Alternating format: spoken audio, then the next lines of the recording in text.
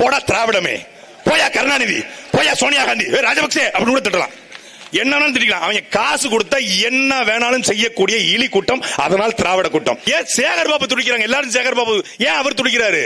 ரொம்ப பிரியம் போல இருக்கு அவருக்கு துப்புரவு பணியாளர் மேல. தனியா போய் பழக்கமே கிடையாது அவருக்கு. ஆண்கள் என்றாலே ஒவ்வாமை அவருக்கு, ஜோடியத்தான் போவாப்ல. அந்த ஆளு சொல்லிருக்கான், முதலமைச்சர் குடும்பத்துக்கு சாபம் ஓட்டுறீங்க, நீங்களா அவ்வளவு பெரிய ஆட்களா? இதே அதிமுக ஆட்சியா இருந்தா உங்களை ஒரே நாள் அடிச்சு விரட்டி இருப்பாங்க, நாங்களால உங்களை போராட விட்டுருக்கோம். ஒரு தடவை ஒரு டாய்லெட்டை கலவை 380 ரூபாய் என்ன ஊத்துவ? தங்கத்தை எதுவும் ஊத்துவியா கரைச்சி? இல்ல மணமணு சந்திர கட்டை எதுவும் கரைச்சி ஊத்துவியா? இல்ல ஜவ்வாது எதுவும் போடுவியா? ஆனா நாரி தொலைது அந்த டாய்லெட் போக முடியாது, எந்த கழிவறையும் பயன்படுத்த முடியாது. டாய்லெட் கழிவு இவன் கொள்ளையடிச்சது மட்டும் 1000 கோடி என்றால் நாசமா போவீங்கடா, நாசமா போவீங்க. துப்புரவு பணியாளர் தான் இருந்துச்சு, அது தூய்மை பணியாளர் நாங்க தான் பேர் வச்சோம். பேர் வச்சிய நாயே சோறு வச்சியா? அரவாணிங்கிறத திருநங்கைன்னு மாத்தணும், அப்படி பேர் வைப்பாங்க, அழகழகா பேர் வைப்பாங்க. ஆனா அவங்க வாழ்வாதாரம் எப்படி இருக்காங்க, என்ன நிலைமையில இருக்காங்க, அதை பத்தி எங்களுக்கு என்ன கவலை இருக்கு? 2700 கோடி எவன் தாலியா இருக்கடா, நீ 2700 கோடி போடுற, எதுக்கு போடுற? எங்களுக்கு எதுவும் கான்ட்ராக்ட் பிரச்சனை? ஐயோ சாமி, உங்களுக்கு ஒரு பிரச்சனை இல்லை, இந்த உடனே அறிக்கை போடுறோம் பாருங்க, ராம்கி நிறுவனம் தான் பண்ண போது, அதனால மக்கள் போராடல பிரச்சனை கிடையாது அப்படின்னு அறிக்கை போடுறோம். ஏன்னா கமிஷனை வாங்கி சேகர் பாபு, மேயர் பிரியா, ஸ்டாலின், உதயநிதி ஸ்டாலின் 50 பேர் நக்கிட்டான். கல்லா அள்ளிக்க கமிஷனை கொடு, மண்ணா அள்ளிக்க கமிஷனை கொடு, கிராவலா அள்ளிக்க கமிஷனை கொடு, மண்டலா அள்ளிக்க கமிஷனை கொடு. நீங்க எங்களை திட்டுறீங்களா? நல்ல திட்டுங்க, கொஞ்சம் கமிஷன் மட்டும் கொடுங்க சீமான். அவன் அன்னை அவன் நினைக்கிறான் ஸ்டாலின் சீமானுக்கு பணம் கொடு, நாங்க ஒரு 500 கோடி கொடுத்தா அவங்கள அப்படி கூட திட்டலாம்டா, அவங்கள அப்படி கூட திட்டலாம். நாம சாப்பிட்டுட்டு பேப்பர் எடுத்து குப்பையில போட்டுறோம், வாழைப்பழத்தை எடுத்து போட்டுறோம். இதெல்லாம் தாண்டி பேம்பர்ஸ், சலம் சீல் வச்ச இந்த புண் போட்டு கவர், இதெல்லாத்தையும் தூக்கி போடுறோம். இதெல்லாம் மனிதர்களுக்கு தொடக்கூட முடியாது. அதை எடுத்து துப்புரவுப்படுத்தி அதை குப்பைத்தொட்டில போட்டு அந்த குப்பையை கொண்டு போய் பெருங்குடியிலையும் பள்ளிக்கரலையும் போட்டு நீ 4-5 பேரை பார்க்க முடிஞ்சு, 4-5 பேரோட கையும் கிட்டத்தட்ட அழுகி போயிருக்கு. யாருக்குமே அந்த கை உறை கிடையாது, முகக்கவசம் கிடையாது, காலுறை கிடையாது. நம்ம எல்லாத்துக்கும் ஞாபகம் இருந்திருக்கும், சென்னையில கடந்த பெருவெள்ளம், ஆர்கே நகருடைய சட்டமன்ற உறுப்பினர் ஜான் எபினேசர் அவர் வந்துட்டு இருக்காரு, சாலையில தண்ணி ஓடிக்கிட்டு இருக்கு, மலம் ஜலம் எல்லாம் கலந்து போயிட்டு இருக்கு. அப்போ ஒரு துப்புரவு பணியாளர், தூய்மை பொறியாளர் கொடுத்து, டேய் நாய சீக்கிரம் பண்றா சொன்னாரா இல்லையா?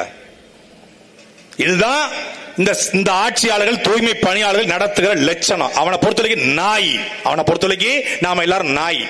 ஆனா அவன் யாரு? இந்த சென்னை சிங்கார சென்னையாக இருப்பதற்கு காரணம் இந்த தூய்மை பணியாளர்கள். ஆனா என்ன சொல்லுவாங்க, நாங்க துப்புரவு பணியாளர் தான் இருந்துச்சு, அது தூய்மை பணியாளர் நாங்க தான் பேர் வச்சோம். பேர் வச்சிய நாயே சோறு வச்சியா? பேர் வச்ச நாங்க தான் அரவாணிங்கிறத திருநங்கைன்னு மாத்தணும், அப்படி பேர் வைப்பாங்க, அழகழகா பேர் வைப்பாங்க. ஆனா அவங்க வாழ்வாதாரம் எப்படி இருக்காங்க, என்ன நிலைமையில இருக்காங்க, அதை பத்தி எங்களுக்கு என்ன கவலை இருக்கு? இவங்களுக்கு அருந்ததிய சமூகத்தின் மீதோ பறையர் சமூகத்தின் மீதோ கோபம், வருத்தம், அவங்களை நசுக்கணும் அப்படிலாம் கிடையாது. அவனை பொறுத்தலைக்கு பணம், அவ்வளவுதான் பணம். அண்ணன் சீமானவர்கள் பத்திரிகையாளர் சொன்னாங்க இல்லையா, 2700 கோடி ரூபாய் இந்த தூய்மை பணிக்காக ஒரு தனியார் நிறுவனத்துக்கு ஒதுக்கி இருக்கிறார். 2700 கோடி ஒரு ஆண்டுக்கு.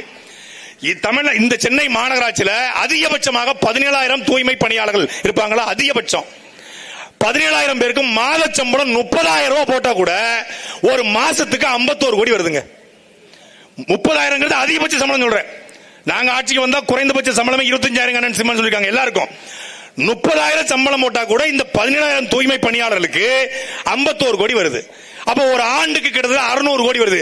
2700 கோடி எவன் தாலியா இருக்கடா, நீ 2700 கோடி போடுற, எதுக்கு போடுற? அப்ப என்ன கமிஷன்? தனியார் முதலாளிகிட்ட கொடுத்தா 20% இருந்து 30% கமிஷன் எதுங்க போவோம்? சித்தரஞ்சன் சாலைக்கு போவோம். அது ஹம்மர் காராவும் ஃபார்ச்சுனர் காராவும், மரியா சொன்னது போல அது லேண்ட் குரூசர் காராவும் வெளியே வரும், ரேஞ்ச் ரோவரா வெளியே வரும், ஃபெராரியா வெளியே வரும். அதுக்காகத்தான் ஏன் சேகர் பாபு துடிக்கிறாங்க எல்லாரும்? சேகர் பாபு ஏன் அவர் துடிக்கிறாரு? ரொம்ப பிரியம் போல இருக்கு அவருக்கு துப்புரவு பணியாளர் மேல, ரொம்ப பிரியம். கிளாம்பாக்கம் பேருந்து நிலையத்தை கட்டிட்டு இருக்காங்க, யாரு போய் பார்க்கணும்? கிளாம்பாக்கம் பேருந்து நிலையம் கட்டப்படுதுங்க, யாருக்கு போய் பார்க்கணும்? அந்த பேருந்து நிலையம் வரக்கூடிய கார்பரேஷன் அதிகாரி போய் பார்க்கலாம், தாம்பரம் மாநகராட்சி போய் பார்க்கலாம், துறை சார்ந்த அமைச்சர் பார்க்கலாம். இவரு என்ன நடந்துகிட்டு இருக்கு, நல்லா போயிட்டு இருக்கா? இவரும் தனியா போய் பழக்கமே கிடையாது அவருக்கு. ஆண்கள் என்றாலே ஒவ்வாமை அவருக்கு. ஜோடியத்தான் போவாப்ல. 11:30 மணிக்கு போய் அந்த ஆளு சொல்லிருக்கான், முதலமைச்சர் குடும்பத்துக்கு சாபம் ஓட்டுறீங்க, நீங்களா அவ்வளவு பெரிய ஆட்களா? இதே அதிமுக ஆட்சியா இருந்தா உங்களை ஒரே நாள் அடிச்சு விரட்டிருப்பாங்க. நாங்கனால உங்களை போராட விட்டுருக்கோம். எப்படி போராட்டத்துடைய கோரிக்கை நிறைவேற்ற மாட்டாங்களா?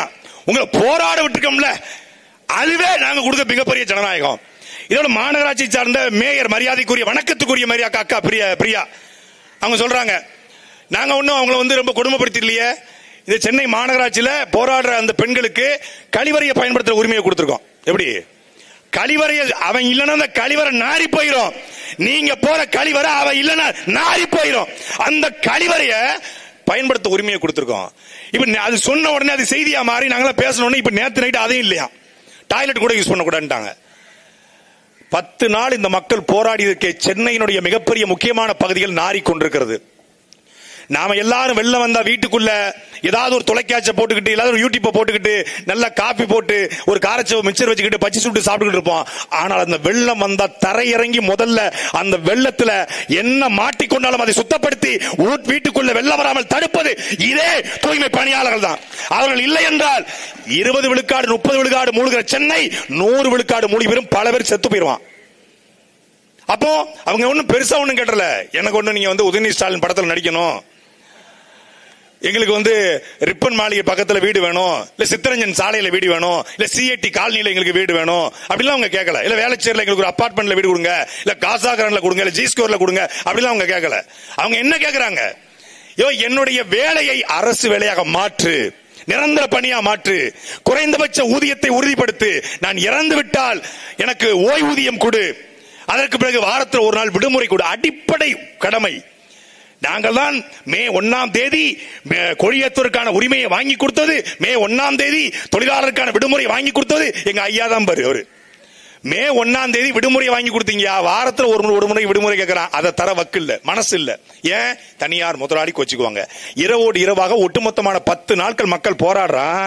இரவோடு இரவா ஒரு அரசு மக்களால் தேர்ந்தெடுக்கப்பட்ட அரசு இரவோடு இரவாக அறிக்கை வெளியிடுதுங்க. நேத்து பெருநகர சென்னை மாநகராட்சி திடக்கழிவு மேலாண்மை பணிகளில் தனியார் மயமாக்கல் முறையை பின்பற்றி சேவையின் தரத்தை உயர்த்துவதுடன் பணியாளர்களின் நலனையும் உறுதி செய்யும் நோக்கில் செயல்பட்டு வருகிறது. 2020ஆம் ஆண்டு முதல் பெருநகர சென்னை மாநகராட்சியின் 15 மண்டலங்களில் 10 மண்டலங்கள் மற்றும் மண்டலம் 7 உள்ள 3 வார்டுகளும் தனியார் நிறுவனங்களின் வழியே செயல்பட தொடங்கின. இதுடன் சேர்த்து தற்போதைய மண்டலம் 5 மற்றும் 6 மேற்கொள்ளப்பட்டு வந்த தூய்மை பணிகள் ராம்கி நிறுவனத்திற்கு ஒப்படைக்கப்பட்டு இந்த நாளில் அந்நிறுவனம் திடக்கழிவு மேலாண்மை பணிகளை மேற்கொண்டு வருகிறது. கடந்த 1/8/2005 முதல் மண்டலம் 5 மற்றும் 6 உள்ள சுய உதவிக்குழுக்கள் மூலம் பணிபுரிந்து வந்த தற்காலிக தூய்மை பணியாளர்கள் ராம்கி நிறுவனத்தின் பணியில் சேராமல் போராட்டம் நடத்தி வருகிறார்கள். ஒரு அறிக்கை. இந்த அறிக்கை எதுக்கு போடுற? அந்த கான்ட்ராக்ட் போட்டா அந்த முதலாளி கூப்பிட்டு கேட்டிருப்பான், என்னப்பா 10 நாள் மக்கள் போராடுறான், எங்களுக்கு எதுவும் கான்ட்ராக்ட் எதுவும் பிரச்சனை? ஐயோ சாமி, உங்களுக்கு ஒரு பிரச்சனை இல்லை, இந்த உடனே அறிக்கை போடுறோம் பாருங்க, ராம்கி நிறுவனம் தான் பண்ண போது, அதனால மக்கள் போராடல பிரச்சனை கிடையாது அப்படின்னு அறிக்கை போடுறோம். ஏன்னா கமிஷனை வாங்கி சேகர் பாபு, மேயர் பிரியா, ஸ்டாலின், உதயநிதி ஸ்டாலின் 50 பேர் நக்கிட்டான். கமிஷன் சென்னை மாநகராட்சி முழுக்க கமிஷன். சென்னை மாநகராட்சியுடைய போன ஆண்டு பட்ஜெட் எவ்வளவு தெரியுமாங்க? 30,000 ரூபாய் சம்பளம் கொடுக்க வலிக்குது. 17,000 பேருக்கு போன ஆண்டு பட்ஜெட் 8,157 கோடி. எவ வீட்டுக்கு லிப்ஸ்டிக் வாங்கடா? எவ வீட்டுக்கு லிப்ஸ்டிக் வாங்க? 8,157 கோடி எதற்கடா? என்ன பண்ற? மாநகராட்சியுடைய வேலை என்ன? வரி வாங்குவது மட்டும் தானா?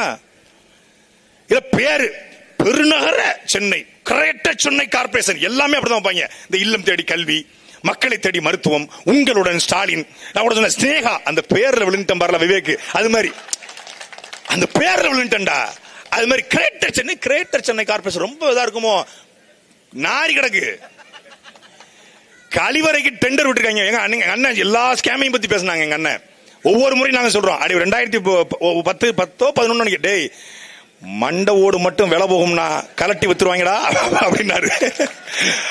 இவங்க மண்டவோட கூட இல்ல, கழிவறை. ஏங்க செந்தில் பாலாஜி டாஸ்மாக்ல ஸ்கேம் பண்ணாரு, ரேஷன்கள்ல ஸ்கேம் பண்றாங்க, மணல்ல கொள்ளையடிக்கிறாங்க. அது கூட ஒரு சரி போயிட்டு போ, ஏதோ பண்ற பாட்டுக்கு 10 ரூபா வாங்குற பொழைச்சிட்டு போன்னு விட்டுறலாம்.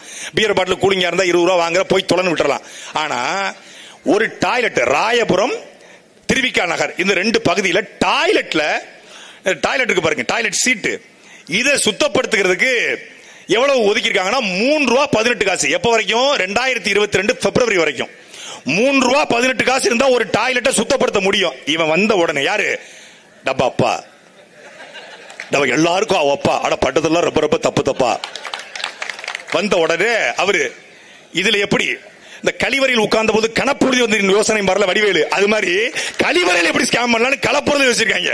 யோசிச்சு ₹3.18 கிளீன் பண்ணிக்கிட்டு இருந்த அந்த தூய்மை பணியாளர்களை தூக்கிட்டு தனியாருக்கு கொடுக்கறான்.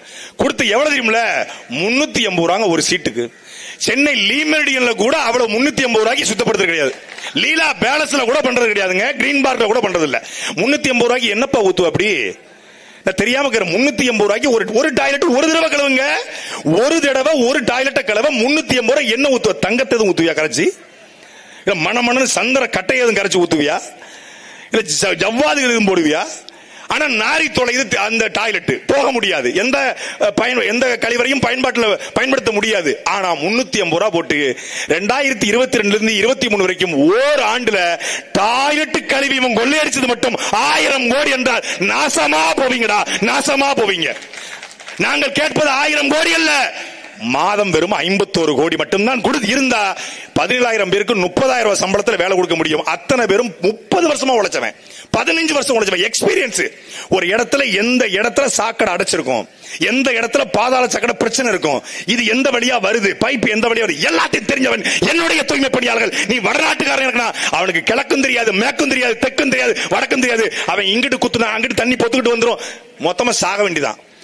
நான் வந்து இது அடைச்சிருக்குப்பா பையா வான்னா அவன் பைய வருவான், பையன் வருவான்.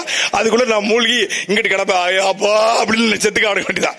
அப்புறம் அல்றதுக்கு தான் வருவாங்க. இன்னைக்கு அரசு, நம்ம எல்லாரும் தூய்மைப்படியாக சுத்தப்படுத்துற பேசுறோம். அரசு மருத்துவமனையை தனியார் கொடுத்துட்டாங்க. அரசு மருத்துவமனையில் இருந்தக்கூடிய தூய்மை பணியாளர்களுடைய ஒப்பந்தம் ரத்து செய்யப்பட்டு தனியார் கொடுக்கப்பட்டிருக்கு. அந்த ஜிபிஎஸ் யூபிஎஸ் ஒரு நிறுவனம், அந்த நிறுவனத்துல அங்க என்ன வேலை செய்வாங்கன்னு அந்த பெண்கள்கிட்ட கேட்கும்போது சொல்றாங்க, சில அனாதை பிணங்கள் வரும், அழுகி போன நிலையில வரும். இத மருத்துவர்கள் தொடமாட்டாங்க, செவிலியர்கள் தொடமாட்டாங்க. அது மண்ணு கிண்ணு எல்லாம் கஞ்சி சலம் புல்லு குள்ளம் வச்சுக்கோ. அதை சுத்தப்படுத்தி பதப்படுத்தி அவன் சொந்தக்காரன் வர்ற வரைக்கும் அதை பாதுகாப்பது என்னுடைய தூய்மை பணியாளர்கள். நீ அவனை தூக்கி தூர போட்டிருக்கிற. இந்த மண்ணுக்கு பொழைக்க வந்தவன், இந்த மண்ணுக்கு பொழைக்க வந்தவன் பூர்வகுடி மக்களை. மரியா சொன்னாங்கல்ல, எல்லோரும் நான் நினைக்கிறோம் ஒரு குறிப்பிட்ட சமூகம் மட்டும் தான் பணி செய்யணும். இல்லை, இந்த மண்ணினுடைய பூர்வகுடி மக்கள், இஸ்லாமியர்கள் எல்லோரும் சேர்ந்துதான் தூய்மை பணியாளர்களாக இந்த நிலத்தில் இருக்காங்க. இது எல்லோருக்குமான பிரச்சனை. இது ஒரு சாதிக்கான பிரச்சனை அல்ல, இது தமிழ் குடிகளுக்கான பிரச்சனை, மனிதர்களுக்கான பிரச்சனை முதல்ல. அதனால தான் நாம் தமிழர் கட்சி களத்தில் நிக்குது. நீ இன்னைக்கு ரத்து பண்ணுவ, அதிகபட்சம் ஓராண்டு ஆடுவியாடா. ஓராண்டு நீ மொத்தமா அண்ணன் கலைஞர் மொத்தமா சேர்த்து எல்லாத்தையும் எடுத்துட்டால உங்களை மொத்தமா விடுவோம். நாங்க அதிகாரம் நிலையானது கிடையாது, தலைகீழ் மாறும். இந்தியாவினுடைய இந்த குப்பை கிட்டத்தட்ட ஒரு ஆண்டுக்கு அதை மறுசுழற்சி செய்தால் 1,00,000 கோடி. ஆனா எவனும் பண்றது இல்ல. அந்த 1,00,000 கோடியில 13 விழுக்காடு பங்கு தமிழ்நாடு, இந்தியாவினுடைய மொத்த குப்பையில 13 விழுக்காடு தமிழ்நாடு கான்ட்ரிபியூட் பண்ணுது. இதை மறுசுழற்சி பண்ணினால் கூட வருகிற 1,00,000 கோடியில குறைந்தபட்சம் 13,000 கோடி தமிழ்நாடு கிடைக்கும். அதை வைத்துக் கொண்டாது நீ வந்து செய்யலாம். அதை பத்தி நாங்க கவலைப்பட மாட்டோம். நோ, எங்களுக்கு தேவை கமிஷன். கல்லா அள்ளிக்க கமிஷனை கொடு, மண்ணா அள்ளிக்க கமிஷனை கொடு, கிராவலா அள்ளிக்க கமிஷனை கொடு, மண்டலா அள்ளிக்க கமிஷனை கொடு. நீங்க எங்களை திட்டுறீங்களா? நல்ல திட்டுங்க, கொஞ்சம் கமிஷன் மட்டும் கொடுங்க சீமான். அவன் அன்னை அவன் நினைக்கிறான் ஸ்டாலின் சீமானுக்கு பண்ண, டேய் நாங்க ஒரு 500 கோடி கொடுத்தா அவங்கள அப்படி கூட திட்டலாம்டா, அவங்கள அப்படி கூட திட்டலாம், அப்படி கூட திட்டலாம். போடா திராவிடமே, போயா கருணாநிதி, போயா சோனியா காந்தி, ராஜபக்சே அப்படி கூட திட்டலாம். என்னன்னு திட்டிக்கலாம். அவங்க காசு கொடுத்தா என்ன வேணாலும் செய்யக்கூடிய இலி கூட்டம், அதனால் திராவிட கூட்டம். அன்பு தினசன் இங்க வந்து குப்பையை பத்தி பேசணும், இல்ல தூய்மை பணியாளர் பத்தி பேசணும். குப்பையை பத்தி பேசாம சுபையை பத்தி பேசினாரு. அப்பதான் எங்க அண்ணன் சொன்னாரு, டேய் குப்பையை பத்தி பேசாம என்ன சுபையை பத்தி பேசாரு, அதுவே ஒரு குப்பை தானடா, அதனாலதான் அவன் பேசுறான்னு. அதனால அண்ணன் தினசன் பேசுனது சரிதான். தூய்மை பணியாளர்கள் இந்த போராட்டம் வெல்லும். ஒரு நாள் இந்த ஆட்சி மாறும் பொழுது தூய்மை பணியாளர்கள் தூய்மை பொறியாளர்களாக சென்றவர்கள் சீமான் ஆட்சியிலே அங்கீகரிக்கப்பட்டு அலங்கரிக்கப்படுவார்கள். நன்றி, வணக்கம்.